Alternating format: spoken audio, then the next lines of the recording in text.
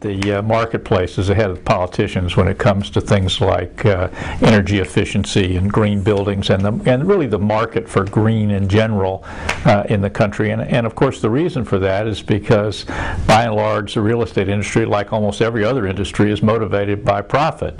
And people have figured out that you can make that there's incredible amount of money to be made by thinking in a much more high performance, green building, energy efficient kind of way.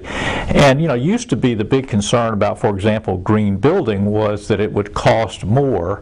But now that we know that the costs have come way down while experience has gone way up. And just to give you an example, in the year 2000, in the entire United States, we only had about 500 LEED certified professionals.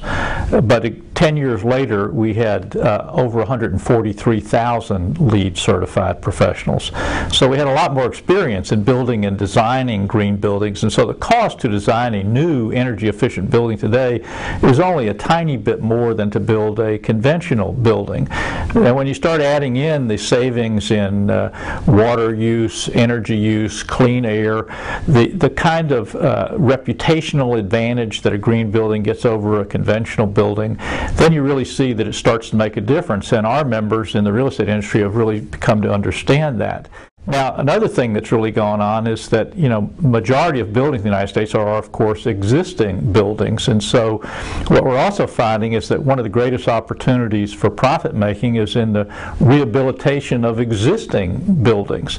A great example is, of course, the Empire State Building in New York City that has undergone a complete energy retrofit and is getting a 40% energy reduction in a building with a 3 to 5 year payback on that investment.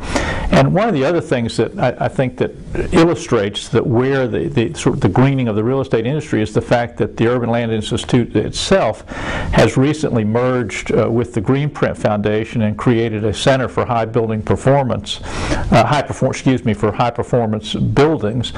And the idea here is really for the building industry itself to measure its performance in terms of energy use within its buildings and to voluntarily share this information with each other across their portfolios. And the idea is if you can't measure it, you can't achieve it. And so in this arena, in terms of reduction of energy, reduction of water use, other kinds of things like that, this whole idea of measurement has become key. And once again, what we're finding is that the industry is really ahead of where our political leaders are on this kind of topic.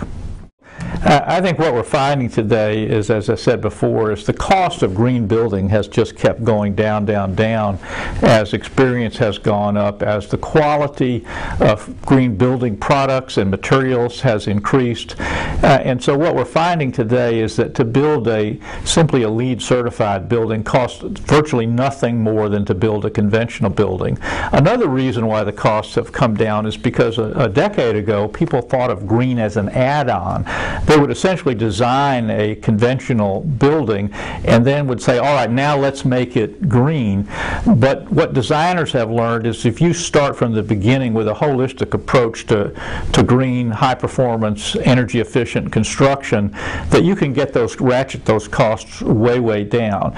So today what we're finding is that it really makes almost no sense at all to build a conventional building with all the advantages of green buildings. And in fact, Ernst & Young in their recent business risk report said that in the future, virtually all major new buildings will be green buildings.